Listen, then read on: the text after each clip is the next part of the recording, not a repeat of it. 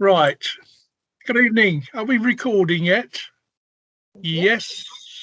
So this meeting is being now recorded. By joining, you are giving consent for this meeting to be recorded. There you go. So we start on the agenda at 7:15. I think we're a minute or three over. We've got a couple of people in the lobby. Welcome to the Ops and Amenities Committee meeting held here today on Tuesday, the 20th of April at 7:15. As I've already said, please be aware that all meetings are recorded and by being made available to the public on YouTube channels after the meeting has taken place. Your participation indicates your consent to being included in the meeting recording. So there. Right, we have a public participation of 10 minutes. Is there any members of the public wishing to speak on any of the items? Gordon. Yes, go on, Gordon. You want to speak? He's a member of the public. Are you sorry? Are you chairing? I'm sorry. I'm being cheeky, Chairman. Sorry. Well, don't be a cheeky chairman. Okay. Righty ho. There's no members of the public. Is that correct? Right. Okay. I'll turn my camera on if I can get it on. Right, okay, let's get on with it. Apologies for absence. Have we got any apologies for absence? I'll do the roll call as usual, Chair. Okay, starting from the top. Councillor Derek Giles. That's me. Christine Green. Yes, yes, I'm here. Hello. Hello. Stephen Ferguson. I know Stephen's there. I think he's here. He is. Yes, sorry, I was on mute. Yes. That's okay. Barry Banks. Present. Barry Chapman. Yes. Diana Collins, we have apologies for. Delphine Johnson. Present. Justin Cooper Marsh. Absent. Paul Davis. I'm not looking at my screen. Is Paul here? No, okay. And then last of all, we have Nicola Presland, who we have apologies for with valid reasons. And that's the roll call complete, Chair. Okay, thank you very much. I've just had a look at my new agenda, which is just pinged up, and I've got is there a Bob Monkhouse, a Tom Monkhouse in the audience? Paul Davis is waiting in the lobby if we can let him in. Done. He's in. I've got a Tom Monkhouse who wants to speak on the Van der Kerkhoff building. No? Councillor Johnson, you've got your hand up. Yeah, no, I just had my hand up regarding apology of absence. I just wanted to clarify the situation with Diana Collins because I'm aware that as a full-time council, we haven't voted to give her the six months extra. And I want to make sure that we follow all regulations. Yes, I'm convinced we do. Yes, I will check with the town clerk. Are we legally following the laid down standards, town clerk? Yes, this has been raised with our locum clerk, and we're currently following the advice that he has given us. Thank you very much. Right. Anybody got any declarations of interest? Speak now or forever hold thy peace until, of course, it comes up in the agenda, and then you can make it then. Right, we go on to outstanding resolutions and work in progress. This is where Ian comes into his own. Welcome, Ian. You are with us, aren't you? Let me have a quick look. Yes, you are. Well done. So, community gritting schemes. As we approach spring, I wonder what we should do with this, whether we should go ahead and throughout the summer get prepared for a very cold winter next year, or I'm open to suggestions. What is the update with it, Ian? We're still waiting to hear back from County Council about where the grit bins actually are located within the town. So I shall chase that again tomorrow and find out what's going on with them. Yeah, okie dokie. Right. So we keep it on the agenda. I think we need to look at grip bins ready for next year. We've got all summer to do it, but that soon disappears. Councillor Chapman, you've got your Danny up. Yes, are the grip bins identified on my Cambridgeshire? I don't know is the short answer on that. I would Might be suspect worth not. checking, Chairman. Sorry? It might be worth checking. I'll do it in a second actually and tell you. I'll put it in Right, the okay. chat. Right, okie dokie. I don't know how to get into chat on this, but anyway. Right, we move on. And thank you for that, Councillor Chapman. Right, the old Red Cross building. We've had quite a lot of the last action on that was fencing to be installed in 2 or 3 weeks' time. That was mid March. Any news on that one, Ian?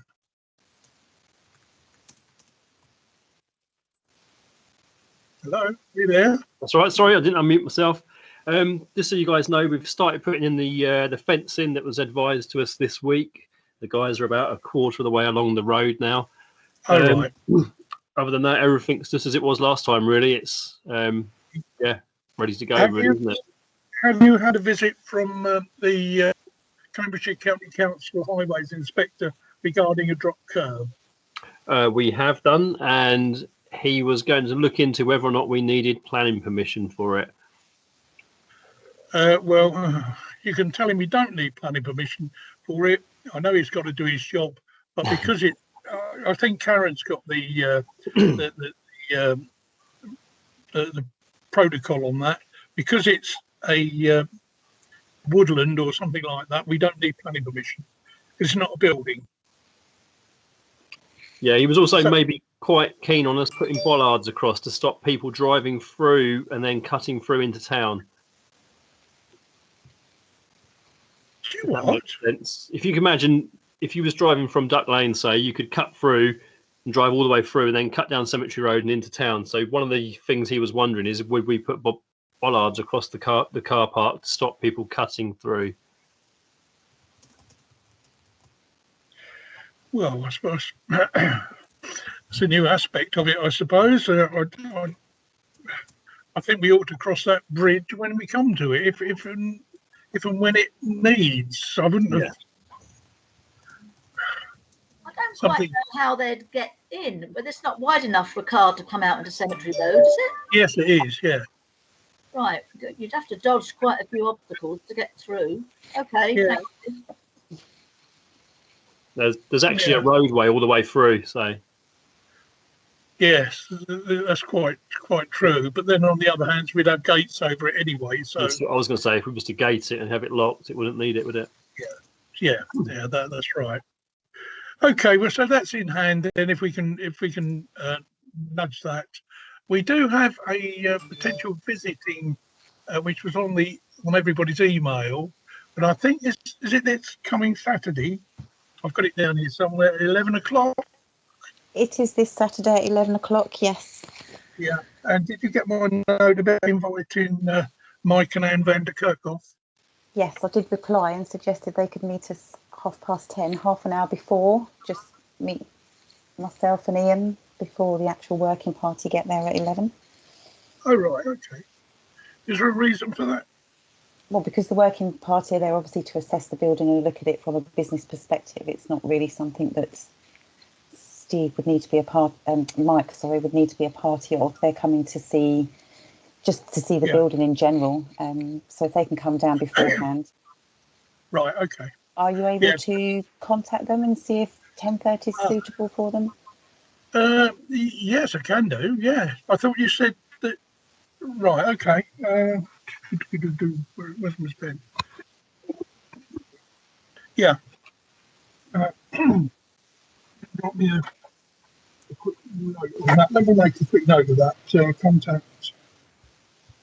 If they can't do this Saturday because of the notice, we can of course arrange. They will, I'm sure. Another time for them, but 10:30. 10:30. Right. Yeah. Okay. Okie dokie. Right, we'll do. Thank you. Any other points on that?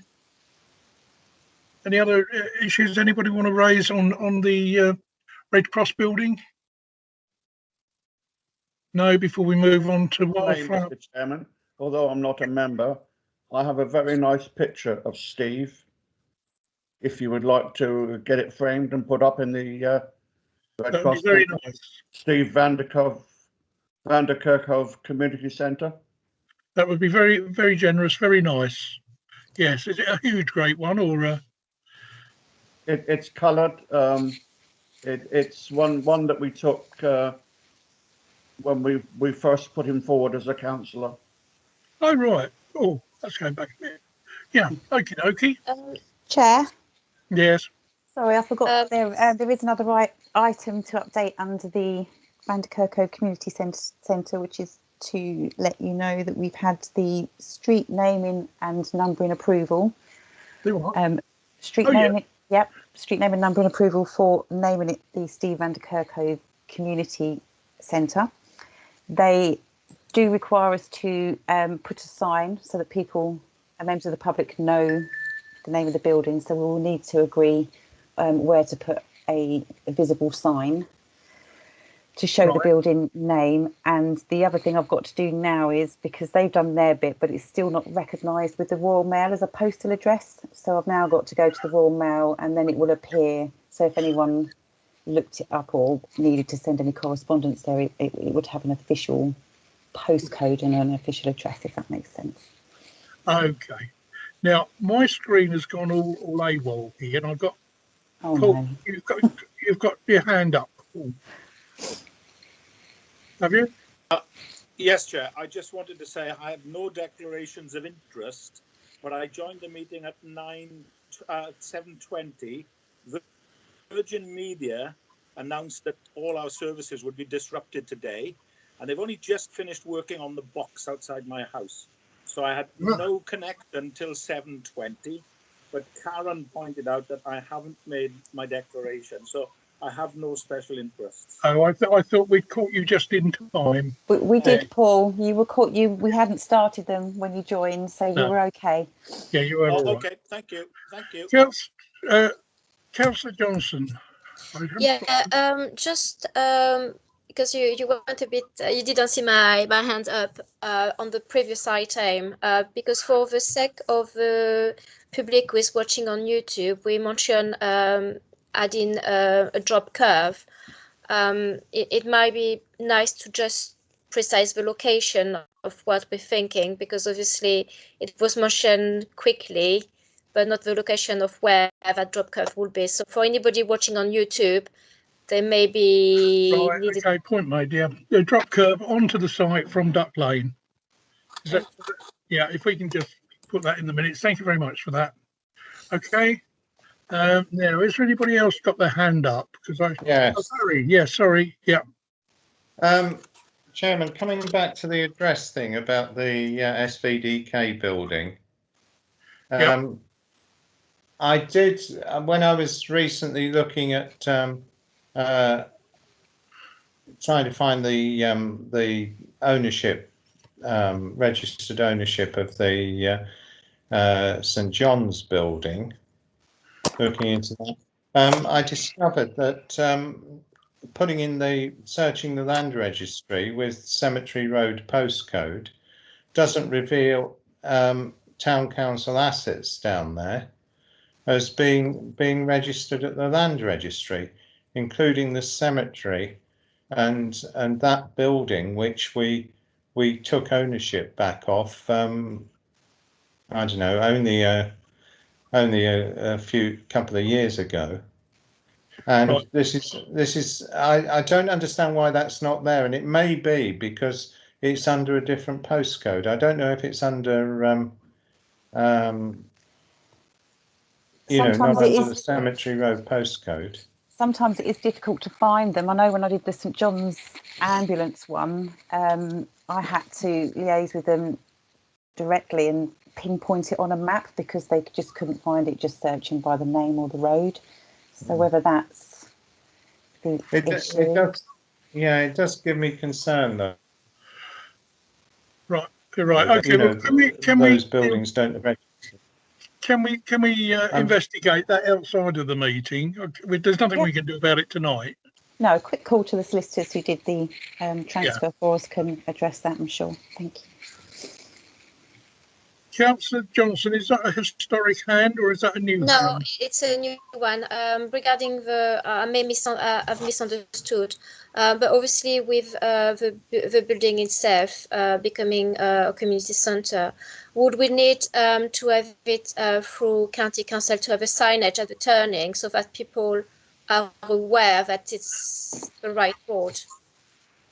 Because it will become then a public building in some way that the Price Centre is of Eton. So do we need to have some type of signage to indicate where the turning is? I don't know. I'm asking because I don't know. No, nor do I. It may be worth looking into it because then obviously it's out of the way and easy to miss. So we may need to investigate with county council to have something. Yeah, I think this is all to do with the working party, the community centre's working party, isn't it? It's not our responsibility. Our responsibility is finished now, right? Other than the fence, it's down to the community centre working party to consider all these sort of add-on things. Okay, may I ask then that the working party is made aware that we may need a signage at the start of Cemetery Road to indicate where the building is, because it may not be something that they have may consider, because the building is us. What we do with the building, that's the working party. But I see that as two different things. But in any case, if it could be made aware. Yeah, well, we can certainly recommend from this committee that the working party, the community centre's working party, investigates whether a sign is needed or not. Okay. Do I have a seconder for that? No? Well, we don't. I'm happy to second it, but Ian Webb has his hand up, so I believe he wanted to talk on this. Well, Ian, do you want to come in on that? Yeah, just so members are aware, there is actually a signpost on Church Street opposite that advertises the fact that the Red Cross and the St John's is down Cemetery Road. So it would just be a matter of getting that sign changed to the say BDK centres that way. Yeah, okay. I think that's something for the community centre's working party. Yeah, definitely to deal with, not us. Okay, could we make it a recommendation? I believe, Chairman, you did. So may I second that as a recommendation to the working party? So can I have a seconder for that? I've just did. I already seconded it. Oh, did you? Well done. All those in favour? Yeah. Anybody against? Yes. Right, carried. Fine. Okay. Anything else on the working party, on the building, before we move on to wildflower planting? No, right. We'll move on to wildflower planting. Not a lot's been happening by that, although the last one was in February. Not received costings. What's the update on that, Ian? The wildflowers. I met with one of the HTC guys just yesterday, in fact, and marked out where they're going to be going. The one at Brick Hills is vast. It is really, really long. Very, very impressed with the length we're actually going to get. It goes all the way along the footpath. And the one at Ackerman Street goes from the cut through onto School Lane all the way across the field, right the way across to Ackerman Street. And they're going to be rotivating next week, I believe. Right. Thanks for the warning. I shall have my phone on continual monitoring. What are they doing? They're ploughing up the Ackerman playing field. Yep. I've got it.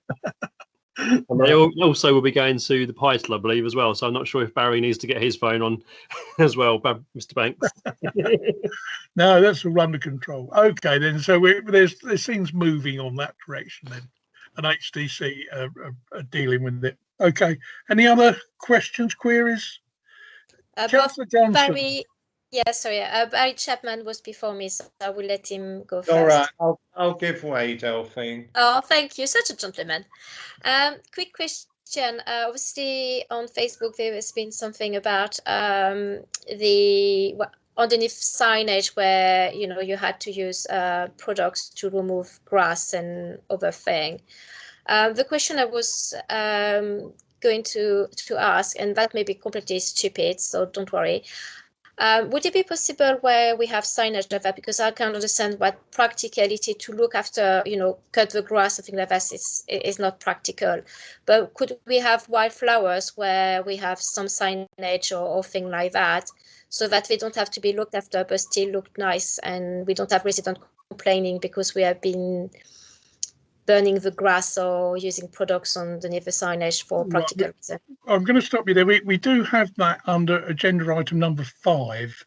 Okay. So if I could ask you to speak on it under agenda item 5, that would be helpful. Is that okay? Is that a yes? Right. Okay. That's fine. Okay. So thank you for that, Ian. We've got that. Things are up and running. It's really in the hands of HTC. Fine. We now move on to St Neots Museum. We didn't have any response to the initial letter. Have you carried out the repairs on the property yet? Chair, if I may. Yeah, please. So yes, the repairs have been carried out, and Ian has given me the invoices for the repairs, which is what the committee requested we send with the second letter. So that's been sent to them, recorded delivery, and they've been given 14 days to return a response to us, which runs out this weekend coming up. Okay, fine. That's very good. Thank you. Councillor Chapman. Thank you, Chairman. I was going to say the same on the previous item as Councillor Johnson, so I'll wait until the agenda. I'll wait until the agenda item. If you could, that would be helpful. On this particular one, I thought that the building was still owned by the previous restaurant group, but the building adjacent to the museum is owned by a different restaurant group, which I think Karen is now aware of. Yes, Istanbul. I heard you mention it briefly at another meeting, but I didn't really take note of it, Barry. Okay. So is it Bosphorus? It's part of the it's the ownership of the same as the Bosphorus rather than the now. So would you like me to send a second letter to them? The same letter? Or do you want me to wait until this weekend expiry first? I think if we wait till the weekend to see if anything. We sent it to the address in New Street. That's the only address I have to send it to. So the actual building in New Street. Chair, may I suggest that we print another copy and we drop it off at the Bosphorus? Yes. At the Bosphorus. Now remind me the Bosphorus, Barry. Bear with me because there's a few Turkish restaurants. That is the one on the corner. On the corner of Market Street, and Christine will drop it off for you. Oh, I know. It has the little tables out the front. That one? Yeah. Opposite the taxi office almost, next to La Cucina. Yep. Yeah. I know which. I was a bit confused between that one and the Cambridge Street one with the names. No. Yep, I know exactly where you mean. I can get a coffee while I'm there. I'll drop it in. Yeah, test it. And tell them if they don't pay up, we'll send the vice chair round. Yeah. Okay, I've made a note of that. Thank you, Barry. Okay. That's helpful. Right. Is that a historic hand up, Barry? Councillor Chapman. Thank you very much. Right. Okay. So that's what we're going to do on that. Any other points before we move on to CCTV? In council cemeteries. Any update on that, Ian? No, there's no more updates. Okay, fair enough. We're just waiting for an update, I think, on that. It's still being investigated, isn't it? So that's fine. Inclusive play parks, and this is where we tend to get a little bit confused, but I see that they're much better defined now. So it's Councillor Ferguson. Give you the opportunity to have a quick. Well, the operations manager and I had a meeting with a vendor of disabled play park. What were they called again, Ian? Once we met, it was Hags. Hags, for whom the sales representative lives on Love's Farm, so he's a local person, and he presented us with his vision for the Brick Hills Play Park. And I must admit, it was highly impressive. We would get a lot of stuff for £45,000, and basically would result in the complete renovation of that play park. And yeah, I was really impressed. We've still got another. When's our next meeting, Ian? A month's time. No, our next meeting with the This other Friday. vendor. This Friday, 10 a.m. I need to email you about it.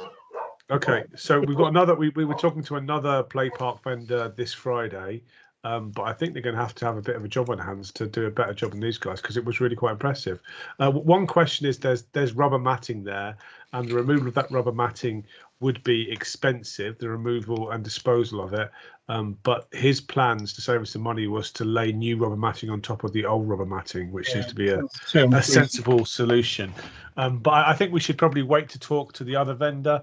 And then perhaps Ian and I should present to this committee. One thing I'd like to do is get some parents of children with disabilities, or some young people with disabilities involved in casting their eye over the plans to make sure that we purchase the right equipment, because I think that's a concern. But that would be fine. But I'm quite happy, and I'm sure the rest of the committee is to leave it to you and Ian to spearhead this. From my point of view, I mentioned that horrible word slippage again. The sooner we get this done, the sooner the better. We need when the goods can be delivered, basically.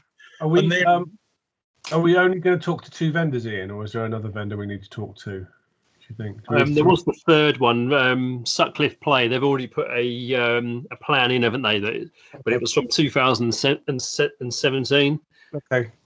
Yeah. So perhaps you and I should get together after next Friday, and we should make a recommendation to the committee. Do you think that's the best way? That would be good. That would be good. So. Chair. Yeah, you're next, Karen. Yes, Nadia. John. Just because this project for the play area, 45k for one play area, would need to follow our financial regulations process for tenders, and currently any orders over 25k we are required to go through a tender process. Yeah. So this has to go through a tender process. Obviously, when the initial monies were put aside, it was for equipment across various areas, but now we're looking at revamping one play area. Does that make it more complicated in terms of what we've done already? Yeah, it's more time consuming. Yep, we have to put it out there on the contract finder, follow the set process. I think it goes on there for 2 months, and then we have to go. It's not a quick process, but it is in our financial regulations. The limit's currently 25,000. See what I mean? Annoying, but there you go. However, for the quality of play park we're going to receive, if it looks anything like the one we've seen already, and it might, the other vendors might be even better, it's a huge step forward. I think we originally said that £45,000 would be like 3 pieces of equipment, and what he's presented is a lot more substantial than that. And so it's something that's I was really excited by it. Good. Anybody else? Councillor Chapman, you flashed your hand up. Oh, Delphine, yes. Chairman, I'm not giving way to Delphine this time. No. Chairman, can I just ask, so that I'm clear, the St Neots Inclusive Play Parks, isn't that an independent organisation? And didn't we award the 45,000 to St Neots Inclusive Play Parks to provide this equipment? No.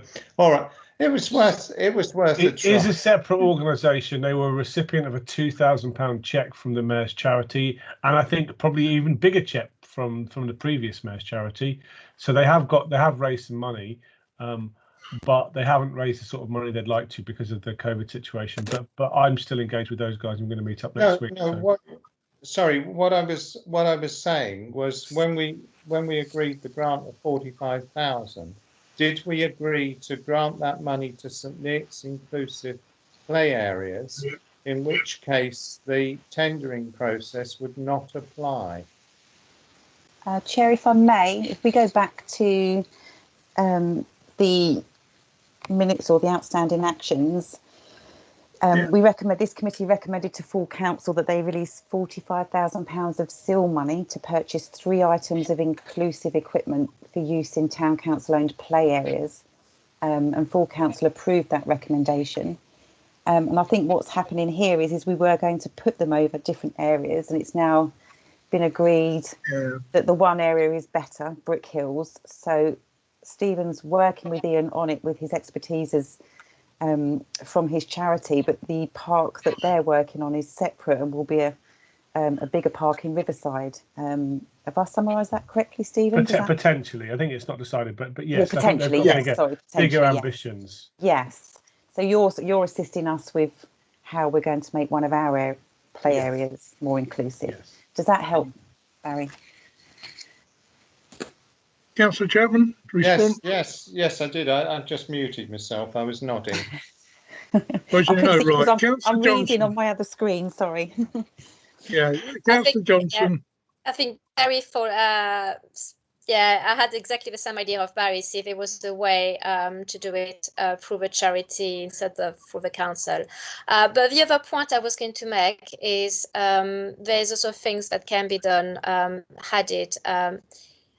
made by people to give a sensory input to children. Had a conversation actually with one of the councillors from Ramsey through Dad, who actually formed a working party to create themselves inclusive play park. And some of the thing I was saying that this type of mosaic differs sensory input to put to use on the fencing to create even more than what we have. So yes, we have all those equipment, but there's things that can be added, like wind charms and things like that. Sorry, Delphine. The plan that we've seen does involve elements of sensory equipment as well. So it's not just swings and things. But I mean, I think we need to wait and see. So yes, all those things can be included, and perhaps we can add to them later. Yeah. I think we're preempting the quotations. But what I mean is also we may, the point I was coming to, but we may get also support from the public who could bring some, some stuff like plants or trees or something. You know what I mean? I mean, they can be an involvement there if we want to edit some of the stuff. But anyway, that's my piece. Yeah. The issue, where we are at the moment is that by the time we have the next meeting, there will be, I hope, 3 quotes, but according to Karen, we have to go out for full tender. So, the fine tuning, and I can understand your need to put in extras, and now probably is the time to do it. But perhaps you need to have a word with Stephen, who's doing this, and see what he thinks, and if it can be included, then it will be included. Yeah. Right. Okay. Karen, you've got your Danny up again, or is that a historic one?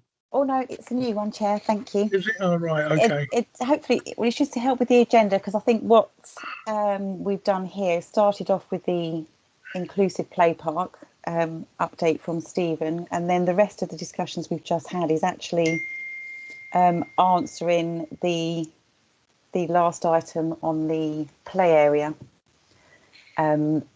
agenda item. So I've just transferred that conversation over to it because it was resolved that the ops manager and Councillor Ferguson were going to meet at Brick Hills, etc. So we actually have updated that one item earlier, if that makes sense. I think it does. We don't need to answer that question again. So no, just to make you aware. Okay, thank you very much. Any other? So it's over to you, Stephen. Another little job for you in your busy life.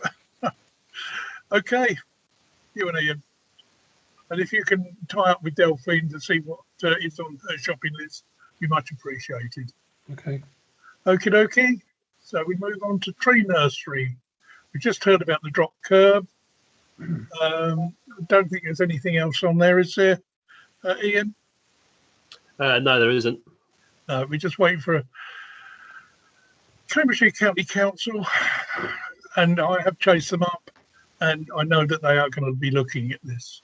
Speed monitoring equipment, I think that's all set to be here within the next month. Is it? Oh, Chairman. Kathleen, if you want, sorry, who was up first? Barry?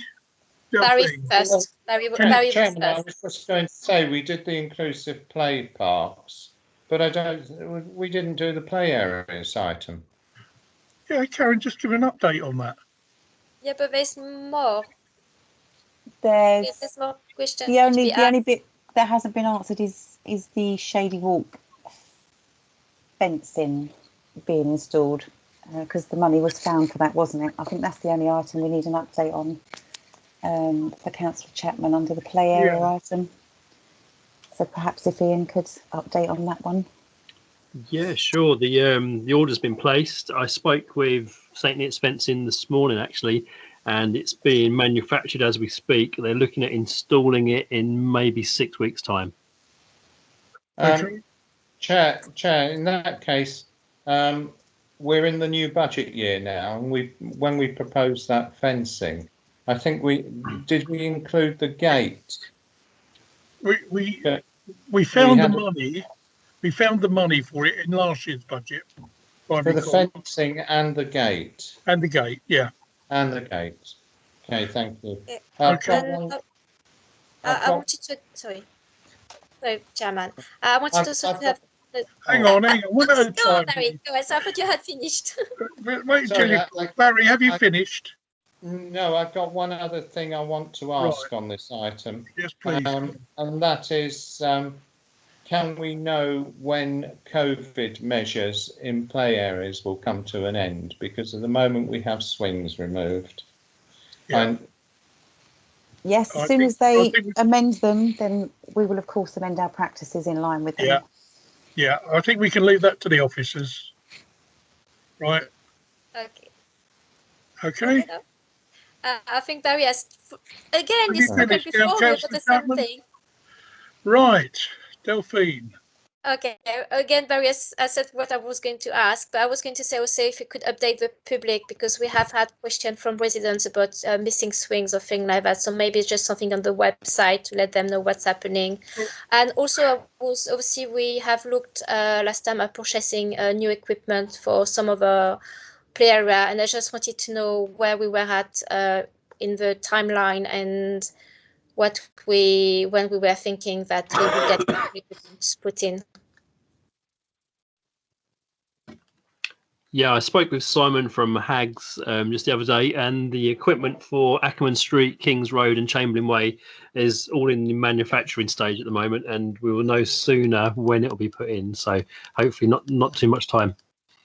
Okay, brilliant. Thank you for that, Ian. So yeah, if it would be possible to make just to let our residents know that regarding the swings, missing swing, just somewhere on social media, just to say that we are aware and then we're following things like that, because obviously we have some residents who are getting a bit upset about things like that, so it would probably help. Can I just point out something? We've agreed that we leave it to the officers to monitor the COVID release period, if you like. Now, I don't think it's very wise for us to superimpose our wishes on the general public by overriding what we've asked our officers to do. You know, I don't see anything that's going to be gained by telling people, right, the swings will be there when the government say we can have swings. People know that anyway. I think it's just making it work. However, no, I'm not. Just to clarify, I'm not overriding anything.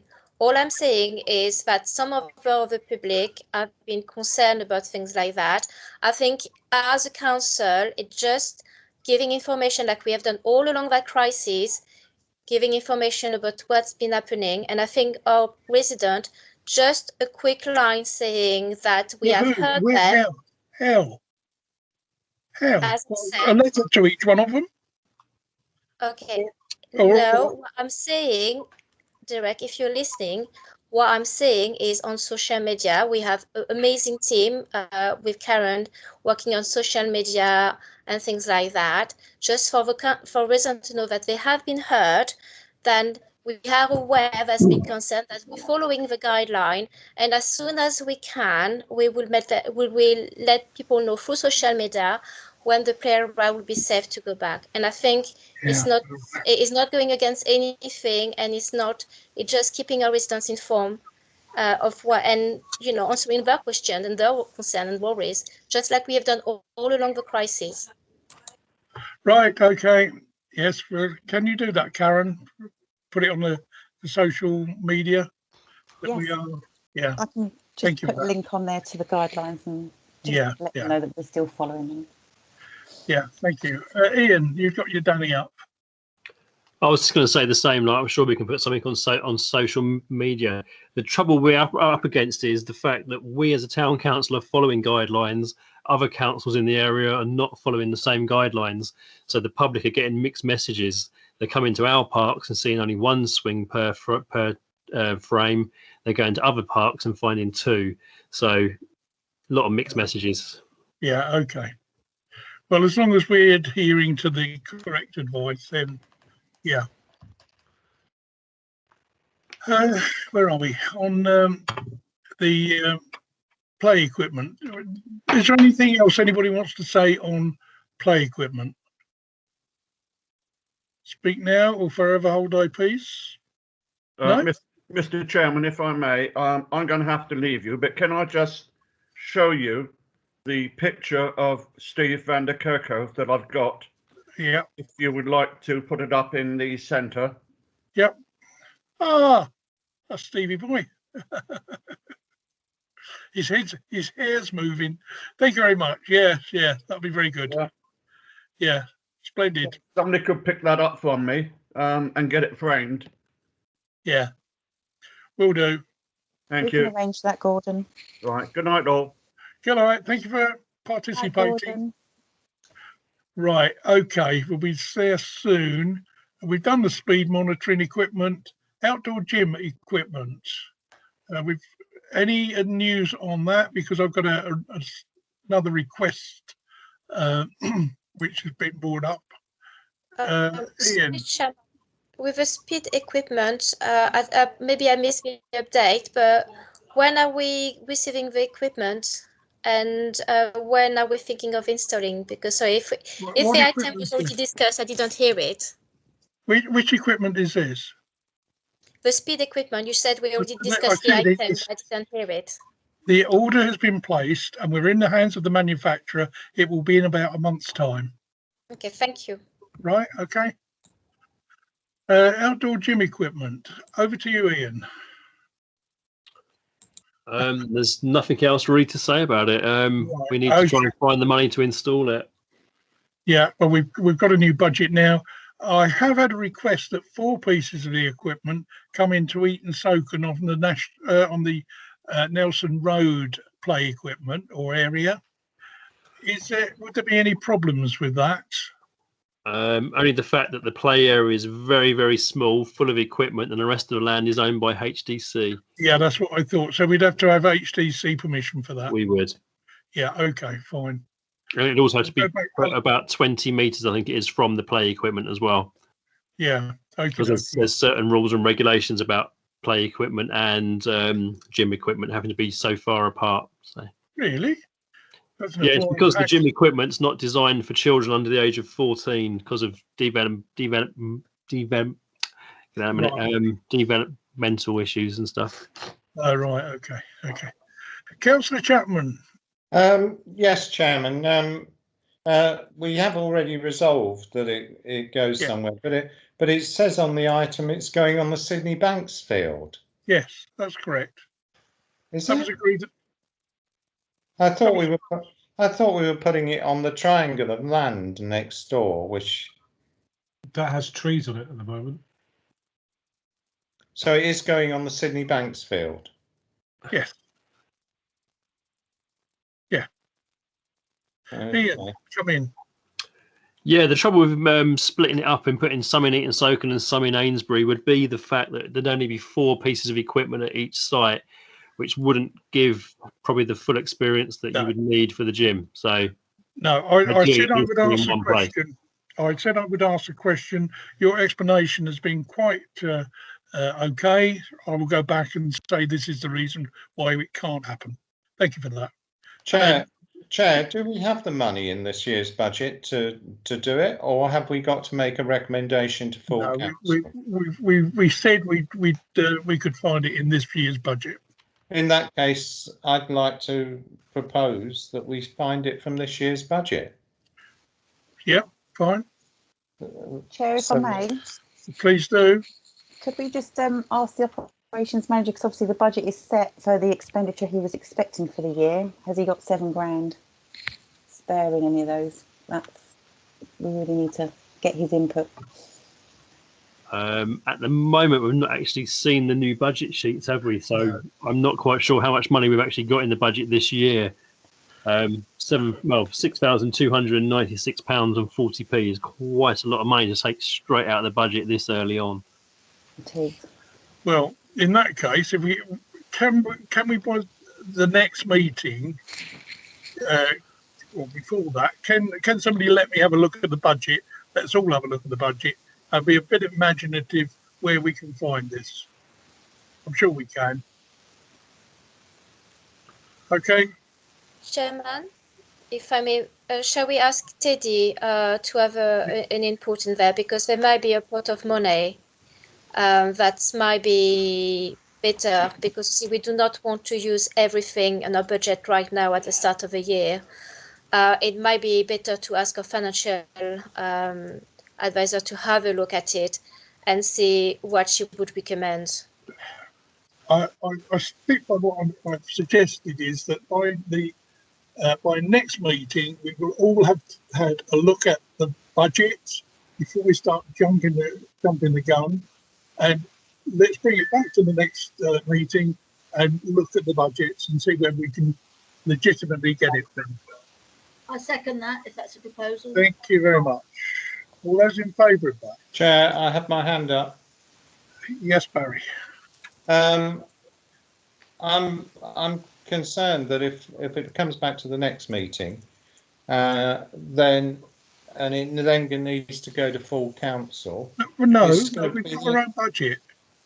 No, if we haven't got, yeah, but we don't know if we've got that money in the budget. So I through you, I'd like to understand from Ian what the time scale is of putting this in once we get the money from wherever it's coming. Ian, can you come back on that? How long would it take?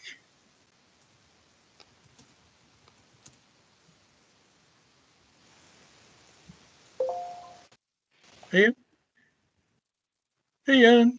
Oh, sorry. To be fair, without asking the company we've approached, I wouldn't have a clue, to be fair. But it's probably around the same sort of time as the other equipment. So I'd have thought anywhere between 6 and 12 weeks, probably. There you go. That answers you. That's only a guesstimate. Barry. Thank you, Chair. I was going to ask the same question, but also I noticed there was a big rainbow over Priory. And if we were to look at the end of it, we might find some money. That's Paul's house. That is your. Or is that Wintringham? Thank you for that little light-hearted quip. Right. Okay. So as I say, the proposal is that we bring it back to the next meeting with the budget. We discuss where we can get the money from next meeting. I had a second for it. All those in favour? Anybody against? Any abstentions? Thank Lord. Right, okay. LHI projects, and we're running, I know we're okay for time. LHI projects. Now, you will have seen I submitted one. I haven't got the actual length of the road or the path that he's doing. I'm still trying to work that out on Google Earth. Is there any other any other projects? Councillor Johnson. Yes, we, as you're aware, Councillor Jal, we were approached, and so Councillor Ferguson, by a gentleman who is a problem with his vision, so he's partly blind. He's trying to, what he said is trying to cross, so Nelson Road, that it was quite north, is extremely difficult. Can I just interject there? I've dealt with that. There's going to be drop curbs. I've spoken with him. Spoken with County Council. They're going to put knobbly tactile tiles in at a suitable, and he knows the crossing anyway. So yeah, that's in hand. All right. Okay. Thank you very much. The other point I was going to make, Councillor Chapman in his email point out that there was last year LHI bid. One of them is something that was with Yellow Line. So to precise, it was to do with Huntington Road, and what was happening is people who have been using the park during football season or thing like that have been parking along the road, and although there's some double Yellow Line, they're not enough to have they still have an impact on the traffic, because you can't have two cars and a parked car, so you have to kind of wiggle between cars, and it's not always easy when it's a big match. So that was put in last year.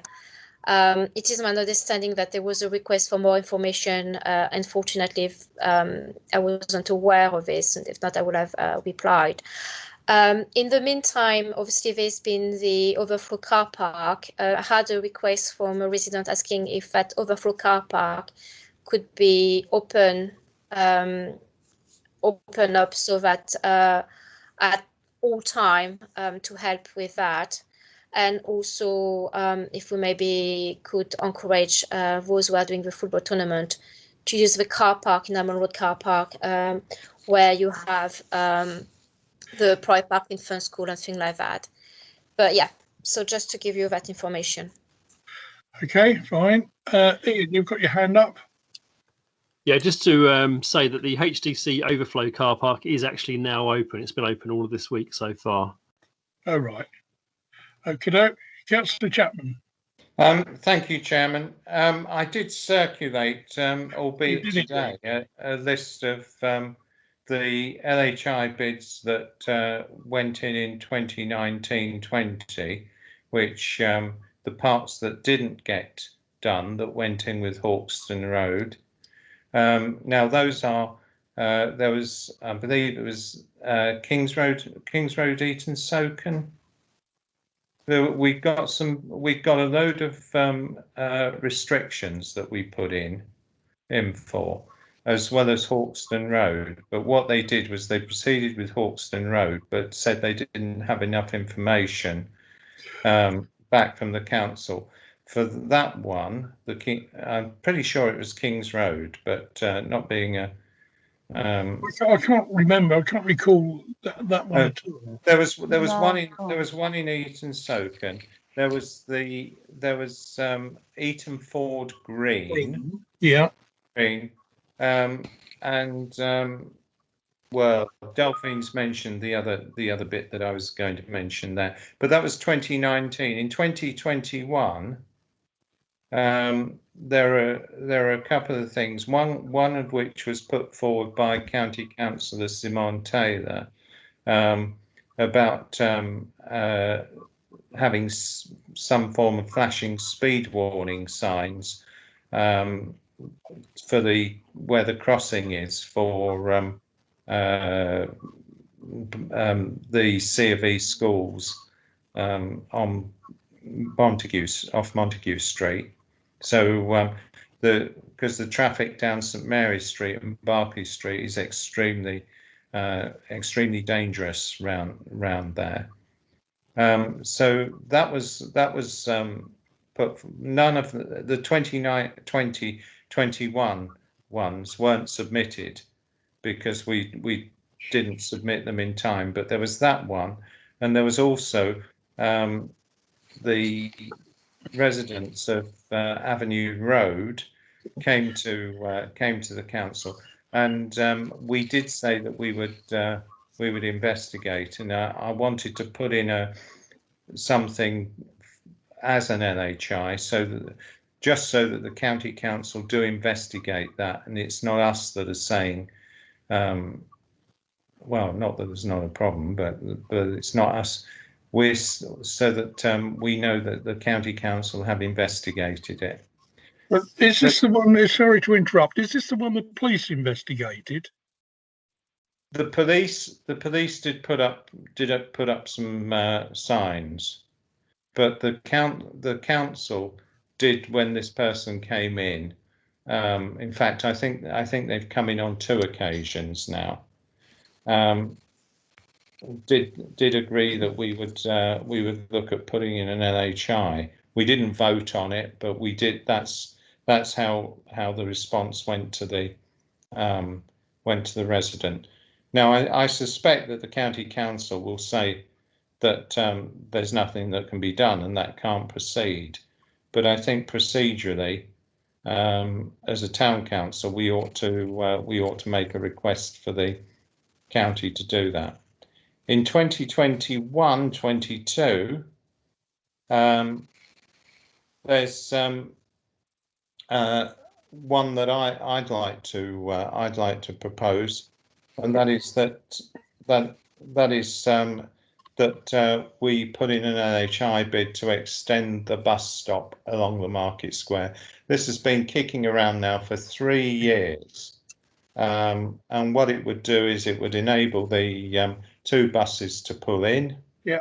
We extended it by, I don't know, well, by 1.5 meters.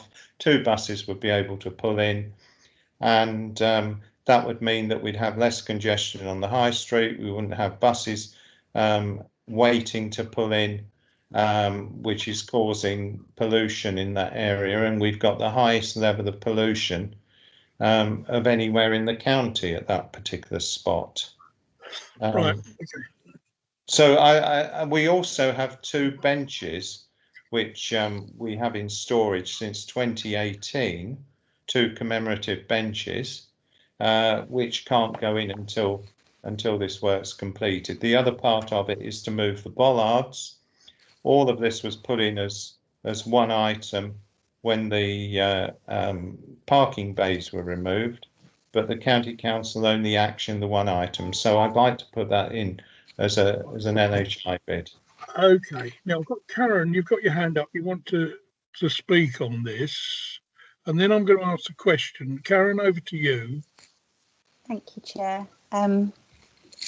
Okay, I was just having a look back through the minutes for the previous LHI bids based on feedback from committee members. So the Ops Committee in 2019, starting from January up until about May, they did agree to put in Hawkston Road, Priory Hill, Longsands Road and Huntingdon Street for yellow lines. These were submitted. The Church Street crossing and the one-way in Amesbury were rejected. That was in May. That was something different, Karen. Okay, I'm just going by the minutes. And then just to update you on Avenue Road. So the last update was given to the resident in November 2019 at the Ops Committee, and it was explained that the bid wasn't supported as the results of the recent extensive speed survey carried out by the police showed the average speed is 25 miles per hour. Issues of highway safety should be directed to Cambridgeshire County Council, and I think, Barry, it was listed down that you were going to assist them with giving them transport strategy information on the master plan. So that was the update of Avenue Road. It wasn't successful because of the extensive speed survey. Thank you for that. I didn't think we actually had a discussion of in 2020-21 about local highways. No, this was November 2019, the Avenue Road one. I was just updating you. Oh. I mean, as far as I'm concerned, I'm sure that was closed off. Yeah. We can put it in again, but to be honest, unless we've got proof of speeding traffic and accidents, it ain't gonna work. It ain't gonna happen. I mean, the lady who came and presented it wanted 2 zebra crossings there, and I said, well, fine, but where are you going to park the 12 cars that you're going to displace? And they hadn't thought this through. Chairman, I understand all this, and I did, as the Deputy Clerk mentioned a moment, go back to the resident in question. I don't think that it is actually a question of speeding. I think it's a question of the narrowness of the road, and even though the speed of vehicles is I don't know, slower than the 30-mile-an-hour limit. The 30-mile-an-hour limit perhaps isn't appropriate for a road where you've got lots of parents taking children back at certain times of day. The accidents that tend to occur there tend to be more of sort of glancing off cars, I think, and wing mirrors and that sort of thing, right, okay. which might be able to be avoided. So, you know, just if I could just carry on, I couldn't. Sorry, Barry. Just if the Kings Road, Eton Soken, and the Green at Eton Ford, I can't see that mentioned at all in any of the minutes in 2019, right. 2020. So could we put a new list together? That's at this what we're meeting of all the areas, and then we must have supporting information to go with it. We must have. So anybody that's putting it forward, we need that information. Yeah. Thank you. Can I suggest that when's the deadline for these to be submitted? They're generally August, September, but I can clarify that over the next couple of days and email the committee just so they're aware. I will make a suggestion. It's no good. It really isn't any good speaking at the meeting like this, because there's so many facts and figures. You need to go away, whoever's got these ideas, put it on paper, length of road, what's needed, evidence. That's all they look at on LHI bids. Ideally, it is a difficult one, is the accident rate. Cost. You know, this is where they've failed in the past. The only ones that have actually passed the test, the stringent test, is where we had the bulk of them. I think there was about 12 areas where we thought of no parking, no stopping, no waiting areas. We put 12 of them together. They put them over to an LHI bid. They came round, the officers came round, inspected them, and they chucked 2 out, and the rest were done. And I think that's the way we're going to have to work it. I've been on this LHI bid, and if it's woolly, there's so much competition for it now that there's got to be a very, very strong case. So I would suggest that we put all these back down and we talk about it next meeting and fine tune it, ready for the month after to submit them to all to the highways, by which time hopefully there'll be new people on highways then, but that's by the by. So that's my idea. Whether you agree with it or not, I don't know. Let's hear. Delphine, you've got your hand up waving now. Yeah. Sorry. Yes. What I was going to say is, obviously, I support Councillor Chapman with the bus stop and in the Market Square. What I was going to say is, obviously, we having HDC put a bid for the High Street, and we are having a look at the Market Square as becoming pedestrians and things like that. Could this be something that we could point to them that would be needed so that it will help with? I know I'm supporting Barry with doing it, but just seeing if they would be supporting doing that so that it would help with the LHI bid. In what respect? I'm not with you. What the bus? Well, because the Market Square is being looked at for pedestrian access, something like that as a whole.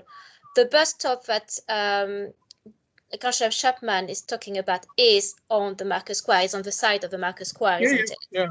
yeah. So what I'm saying is, because there's a review of the Market Square anyway, it might be something that we could get some support in doing, because they're going to say, yes, there's value. We have looked at the Market Square. Yes, there's value in doing that. So we may get support for this LHI bid through them. That's what I was saying.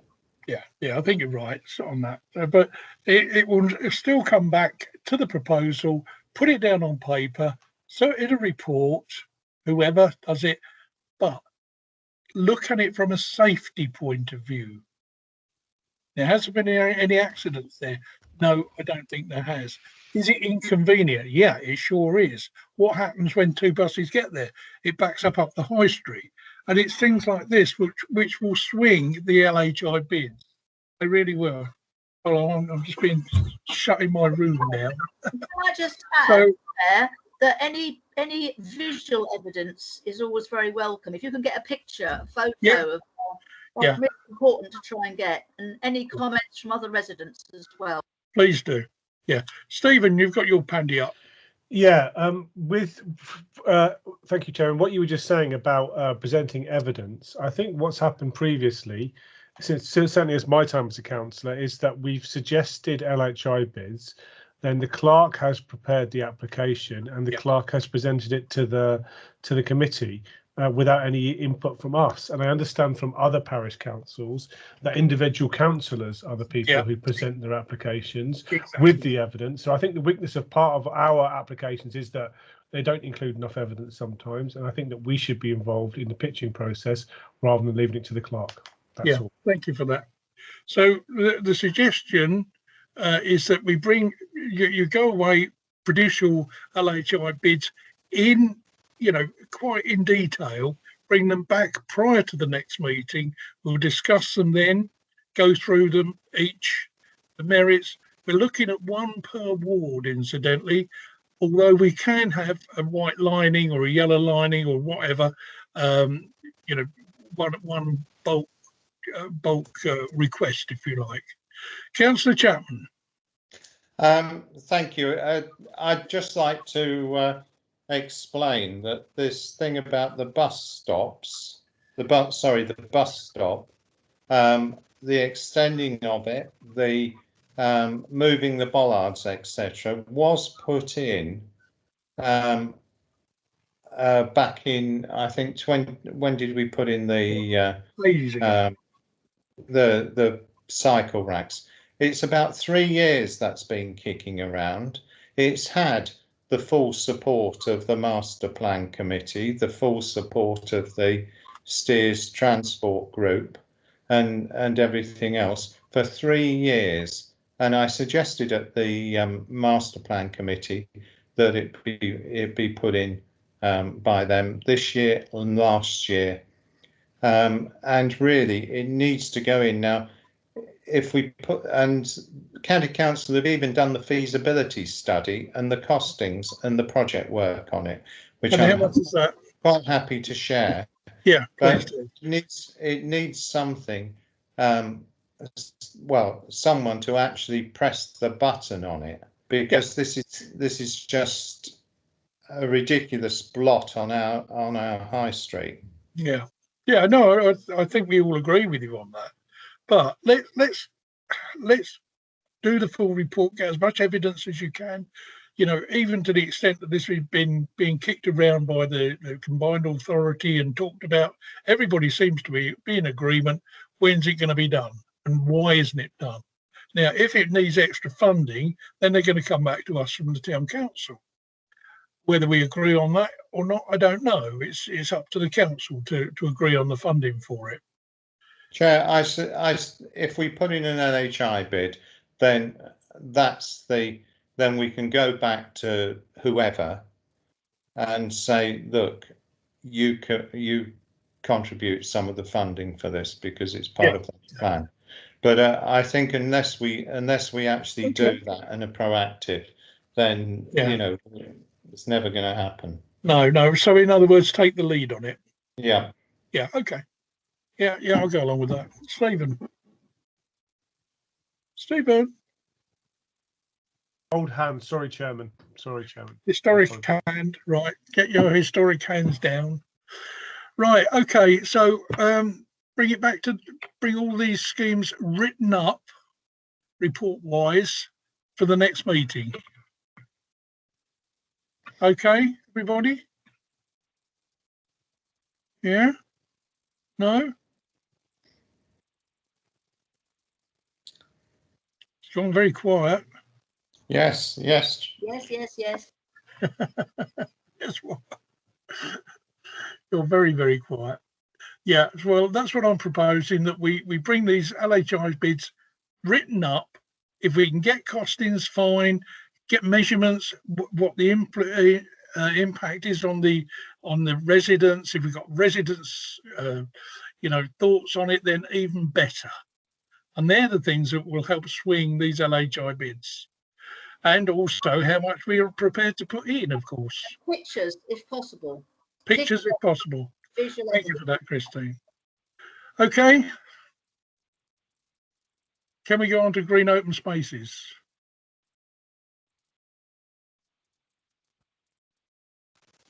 Is there anybody there? Yes, that please. sounds very nice, going on to green open spaces. Let's all go. Sorry? You said, shall we go on to green open spaces? That sounds lovely. Certainly does. But it's dark outside now. Yeah, I think it was the Deputy Town Clerk right to HDC to request they purchase the CPO of Poets and Painters Green Open Spaces. Now, I don't know whether that was done or not. Was it done, Karen? No. Chair, hold my hand up to this one. I just haven't got around to doing this. Oh, right. I'm Okay. sure I send it across tomorrow. Yeah, okay. So that's a good idea, having these up there. Okay, but that will be done as soon as humanly possible, won't it? Yeah. Yes, no, I will. I'll put it. Right, okay, we now come on to the minutes of the last meeting. Are they a true and accurate record? Chairman? Yes, Delphine. Before we move on, earlier we mentioned about the signage and having wildflowers ordering signage instead of just killing the grass, and we said we will come back onto that. Yeah, we're doing minutes, then we're doing weed spraying. When you can. Oh, sorry, I haven't got the agenda in front of me. I can't have both. Thank you. Right, okay, leave it with me. Have faith in me, my dear. Right, minutes of the last meeting. Is there any note on accuracy or any other points, spelling, everything else, anything else? Can I sign those as a true record of what actually took place? I second that, yeah. All those in favour? Yes. Yes. Squeaking going on. Right, okay. I think anybody against? No? Right, okay. I will sign those the next time I've got a chance in the office. Right, now we come on to weed spraying on council land. A little bit of I got this put on the agenda. Apparently there was a public uproar, somebody said, but I think it was one or two concerned residents about the use of weed spraying by not just us as a St Neots Town Council, but also as HDC.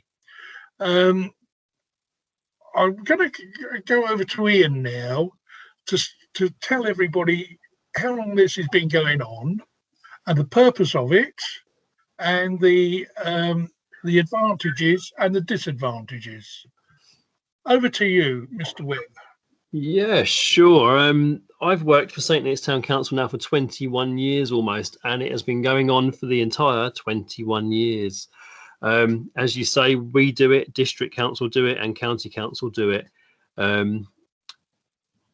It looks worse this year because last year we didn't do any because of the pandemic. We were not in work for a little while, and we missed the window of opportunity to actually do it.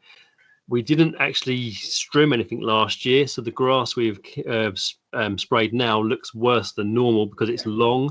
We have actually been around in the last week and a half strimming that grass down, so it doesn't look quite as bad. It is something that goes on county-wide. If we don't spray, there's two options. One, just leave it, and the grass grows, the weeds grow, it ends up as high as the road signs, and you can't read the road names and all sorts. The other option is to strim.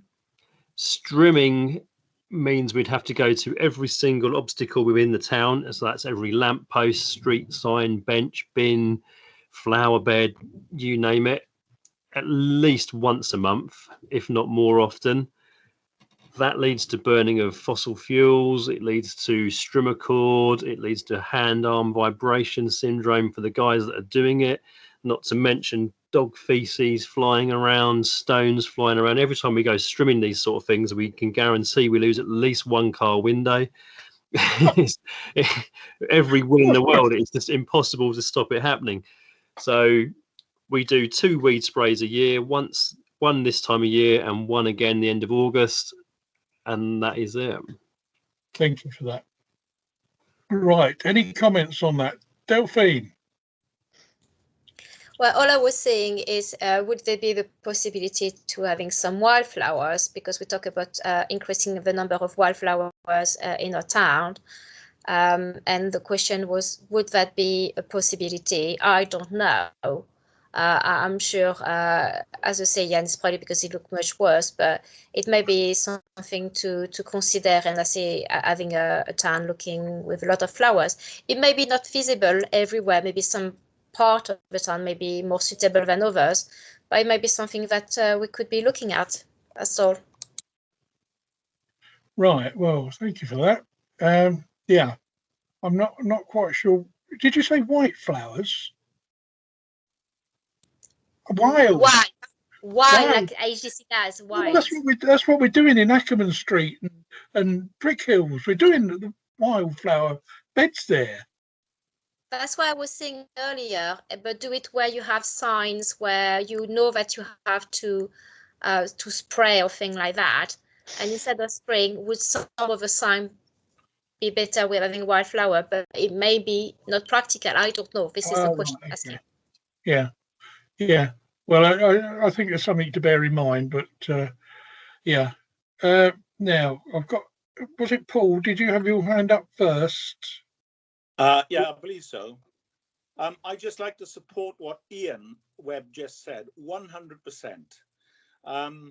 I've worked for 21 or 22 years at Paxton Pits Nature Reserve. I have actually been one who has sprayed with Roundup or other permitted chemicals, and I can assure these people who complain that the regulations are extremely tough with regard to the type, the name of weed killer that you use, and its concentration. And again, I support Ian, one who has strim. It's impractical to strim, every lamppost and bench. I support him 100%. And I think it's well-meaning people sounding off on social media who've never done it, never seen it. They see burned grass that's been, weed killed, and they panic. And I think those comments come from people who are not particularly educated in the problem. Now, that sounds very patronizing, and I think they warrant a reply. I would gladly undertake a reply, but it smacks to me people who sound off and they don't actually know their facts. Thanks, Chair. Thank you. That's one reason why I'm very reluctant to go on social media. However, Councillor Banks. Thank you, Chair. I agree with everything Paul just said.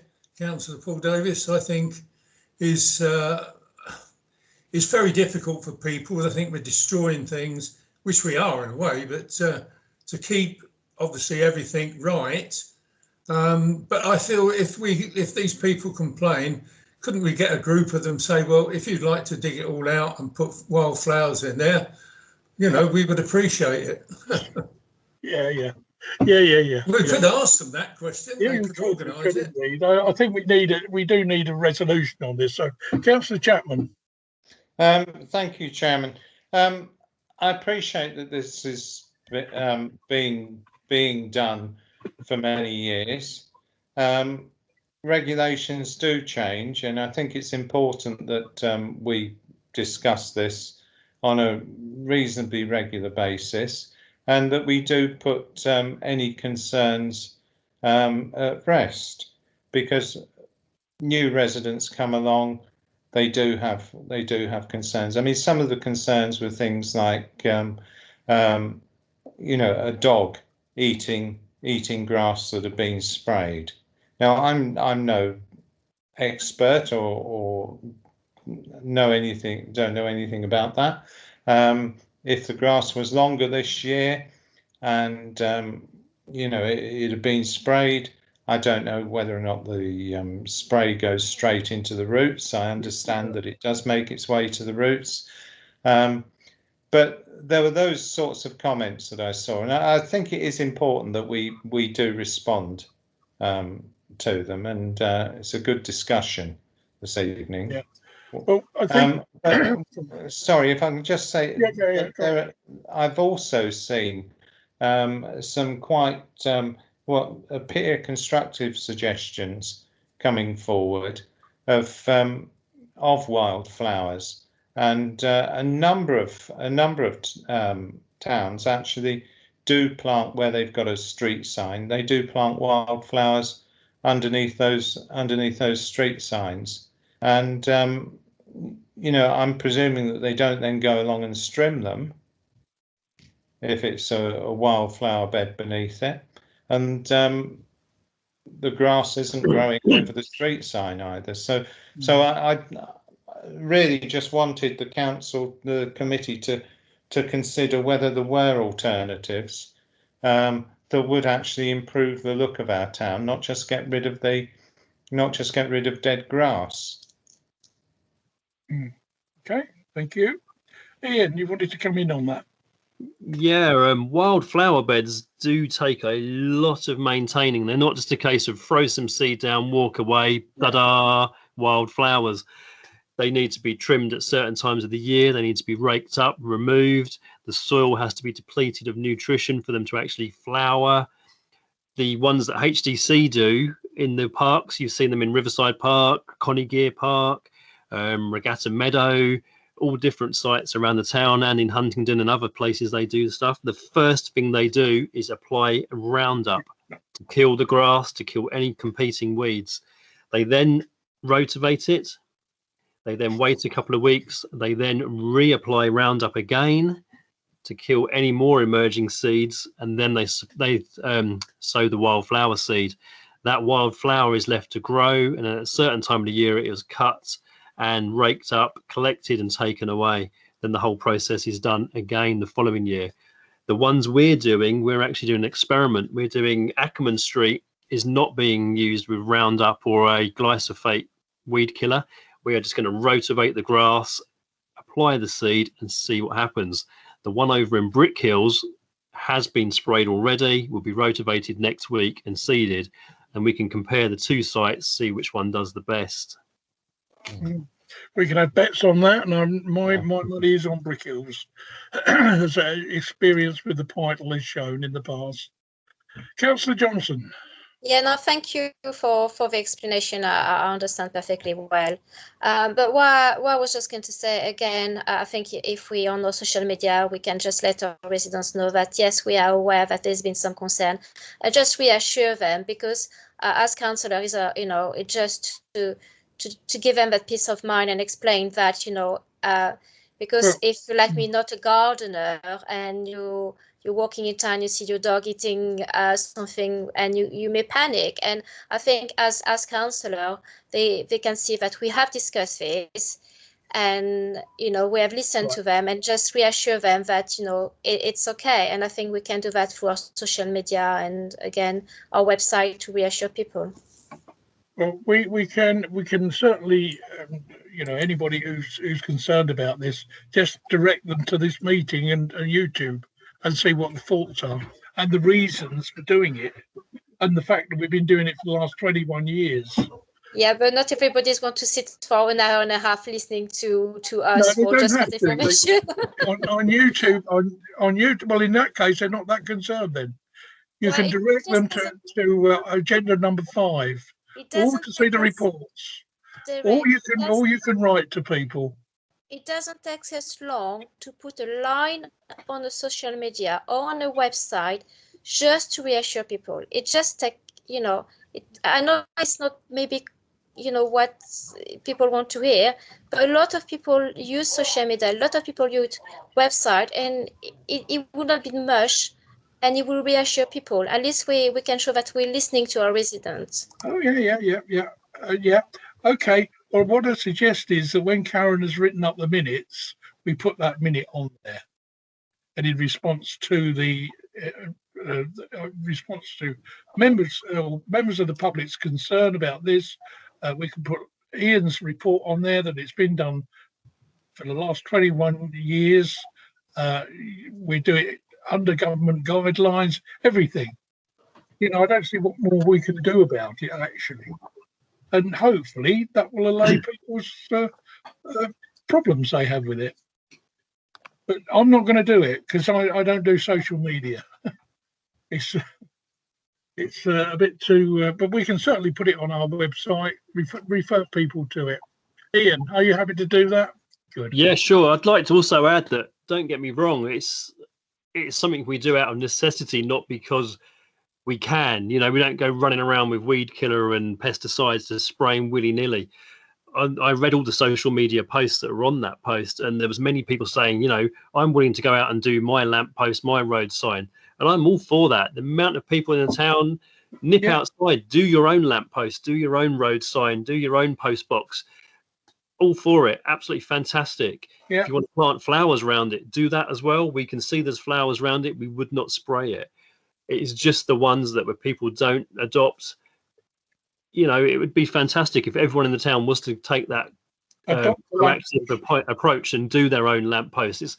It's almost going back in time, isn't it? I remember my great aunt always going outside and sweeping the gutter of the road and cleaning their windowsills down. It's not something that happens these days. We live in a far, far busier time than back in those sort of days. But if people did want to do their own things, that is fantastic, and all the merrier. I mean, Ackerman Street play area. We've had residents in that area complaining about the weed killer. This year, we are not using any weed killer there. We'll see what happens. And also Eton Soken Church, their parish church there, they've actually set up their own working party called the Creation Care Group. And they are taking over the church. They've entered a competition. We are allowing parts of that to grow into meadows this year. And the guys that are part of that Creation Care Group will be doing a lot more of the work in there. So it's all good things to see happening in the town. It's not, as a town council, we are not constantly going out trying to kill the wildlife. We've got this tree nursery we wish to set up. We've got all sorts of things, the wildflower things. So yeah, if people do wish to do their own, then that's fantastic. Do it. Right. Okay. So are you Ian happy to put on something on what Delphi wants on social media? I don't know how it works and what the protocol is regarding this. Yeah, I'm sure it's something that myself and Karen can do. Yeah. Well, Karen's got plenty of work on anyway, but how about Zoe? She's here, isn't she? Hello, Zoe. Hello, Derek. Chairman. Barry. Yes, I'd just like to say that in my street, in Eton Soken, Wheatsheaf Road, we planted daffodils when we won the Neatis Road, and the town council doesn't cut the daffodils down till they've subsided well down, so we get a good showing every year. And that was the residents who put one resident in particular, put all the bulbs in. So obviously, and there's other bulbs that are put in as well. We put all different ones in. So obviously, it's not a new thing. There are roads that where they've got green verges have done this. Thank you. Good idea. Brilliant. Okay, let's move on now. Street lighting. Members to receive an update from the operations manager, that would be Ian again, on faulty street lighting in Bellamy Place and Riverside Park. Whose responsibility is it, Ian? Well, Riverside Park and Regatta Meadow is the responsibility of the town council, strangely. Is it? Oh. Yeah, it certainly is. It's bizarre. The whole park is owned by HDC, but for some strange reason, we are responsible for the street lighting. Don't know why, but we are. There was a number of streetlights not working. This was reported to Balfour Beatty either the beginning of this month or the end of last month. Whether they've been repaired or not yet, I'm not sure. They are notoriously slow. The one at Bellamy Place, or Bellamy Close, we're still unsure who actually owns this light. I spoke to Ian Winfield of County Council this week, and he's looked into it, and County Council are adamant it belongs to Huntingdonshire District Council because it falls into the Wren Walk part of Pocket Park. HDC on the hand are adamant it's not theirs. We have looked into how much it would cost to have it put onto our inventory, and it is quite cheap. It's only £22. Yeah. However, Balfour Beatty will not take it on until we have permission of the owner to do so. And if we had, yeah, I know. And if we knew who the owner was, we could get him to fix it. God. And we've got one other item on the agenda as well. I was hoping to end on that one. Stephen, you wanted to come in there. So yeah. with relation to Riverside Park and lighting in general, with respect to recent incidents which have left mainly female members of our community feeling very vulnerable in places after dark, I think it's important that we do take our responsibility to keep the street lights on, especially in Riverside Park, because I think that's quite a dark space. I run through it all the time, and there's times when even I feel intimidated. So it's important that we do that. Ian, is in terms of the Riverside Park lighting, I had a complaint from the skating community that the skateboard lights were out. Is that one of ours as well? I believe the big tall lights over the skate park are actually down to either HTC or County Council. They're not ours. Okay, that's so. I would like to just mimic what you just said there about walking through the park. When I went over there the other week to actually find out the numbers of the ones that weren't working, it is quite. It is scary to be fair. I run through there all the time, and it is completely pushed back in unlit areas of the park. Gentlemen, hold on a second. Right, you say you've got the numbers of them, Ian. The numbers of the streetlights. Yeah, I did. I got all the numbers written down. The ones that they should all be PC something or other. Yeah, they're all PC. Yeah, okay. Is there a number for the Bellamy Place light, or is that unnumbered? It's completely unnumbered. How can we proceed with this? Because I've got a resident who's chasing me, an Amesbury resident. I don't know why she's chasing me, but. Chair, can I oh, sorry, what?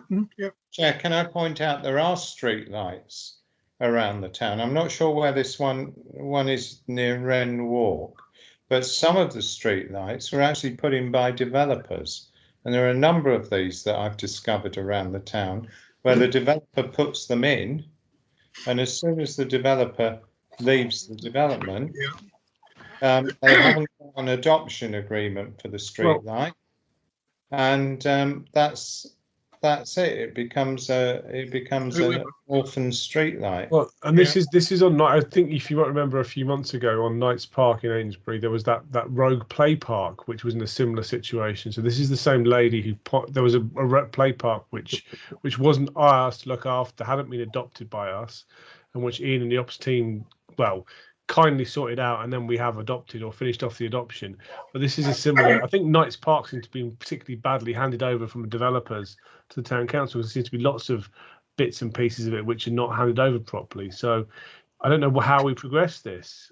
I mean, it seems to be going on for years, I think, hasn't it? Chair, there must be an adoption agreement. Must be.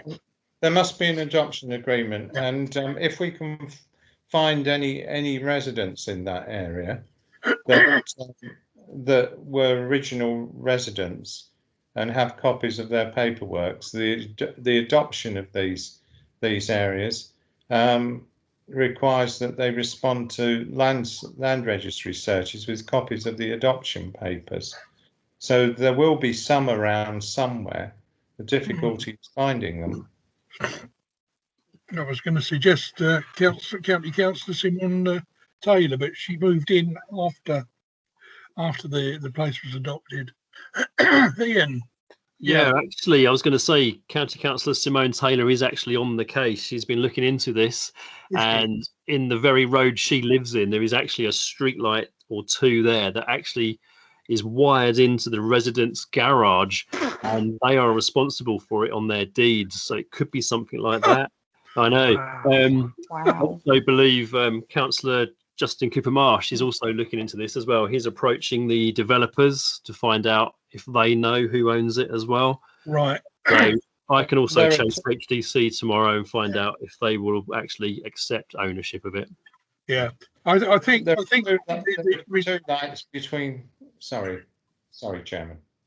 Yeah, I was going to say we're looking at 2 items here. One, Bellamy Place and Knights Park, which looks as if it's being handled by 2 of the councillors, and the other one is Riverside Park, which are our lights, which Belford Beatty, we should be able to phone up Belford Beatty and say, please repair so-and-so, so-and-so, so-and-so, so-and-so. Job done, we will be charged for it. It comes under our streetlight budget. So can you get in touch with them, Ian? I certainly can. Yeah, well done. Stephen? No, sorry. Historic? Yeah, I'm getting bad. Getting as bad as you. Can we move on, please? Waste bins, exciting one to. I don't think there's anything else on it. No, waste bin. Not. Members are consider a request from a resident for the installation of waste bin for the path at the rear of Church Meadows. Well, there you go. That's an exciting one. Does anyone know exactly where they mean? I work in Church Meadows, and I'm struggling to work out where they mean and why they think we need one. Who put the request in? Who put the request in? Why is it on the agenda, Karen? The request has been received from a resident to have a bin installed along Church Road, Church Meadows, is it called? But do you know exactly whereabouts and which path? Because there's 2 ends to it. When she says the rear, I'm not sure, So it's the pathway where I went down there with Ian and we were on Cemetery Walk. It's where you come in off of Cemetery Road. Yeah. And then you walk about halfway down. Right. Okay. Are we sure that's the location? Councillor Chapman. Is that for dog poo bin? Because I know a lot of dogs are walked there, and you do get some dog mess along that path. I'm just wondering, is that the kind of bin they mean, or do they mean a general waste bin? I think the general ones do take dog poo, actually. They do, and it's a combination of litter, Christine. Like you say, dog poo bags have just been hung on trees and chucked on the floor, plus general rubbish. I think there's been more and more taking place. Tree huggers. Right, okay. Can I suggest, before I let Larry loose on this one, unless he's got anything very, very specific to say on it, that we go back to the resident, whoever the resident was, and say, well, actually, is a problem. Where is the problem? And then as soon as we okayed it, we'll get it done. We have met with them already, Chair. Ian and I have both gone down there. Where did they say they want it put in? Along Church Meadows, just past. It's about halfway down. Right. Can we get one in there? We can. Ian's looked at it. Ian can comment, and we do have one in stock, right, I believe. Yeah, we've got one bin left in stock, but we do need to purchase a liner, which is relatively inexpensive. It'll just be a case of popping it in. It's not a huge detour off of our usual Monday and Friday bin round. So, okay, Councillor Chapman, final word. Are you there? Debug. You're muted, Barry. Yippee! Right. Right. I just wanted to make the point that we're opening a youth centre in that area, which will increase footfall along that road, along that path. and therefore I think it's forward thinking to Yep. provide a bin in that area, and I think that we should be doing that anyway. Good thinking there, Batman. Yeah, well done. Yeah, okay, we'll bear that one in mind. Any other thoughts? I'm tempted to say no. There's no Chairman, hand. if we already have a bin and we just need the letter, shall we just go ahead and do it? Yeah, that's Shall we what I just said. go on doing it? Yeah, that's what I said. Let's get on with it and do it. Yeah, But do we need a resolution? Do we need to vote on it to do a resolution or not? we can if you like. You do All need those a in favour of proposal. getting in. Yeah, Okay, I propose that we do that then. yeah. I will propose it as well. I think we'll all propose it. I'll second it. Yeah. Oh, and I'll second it. We'll all second it. Everybody in favour. Anybody against? Anybody abstain? There you go, Ian. There's your mandate. Right. Okay. Thank you for attending, ladies and gentlemen. I don't think there's anything else. Don't forget, the next meeting will be just as exciting, hopefully, but with the added attraction of all these LHI bids, which I would urge you to home up on, ready to be submitted to full council, because there will be a money information on that. Okay, thank you very much for attending.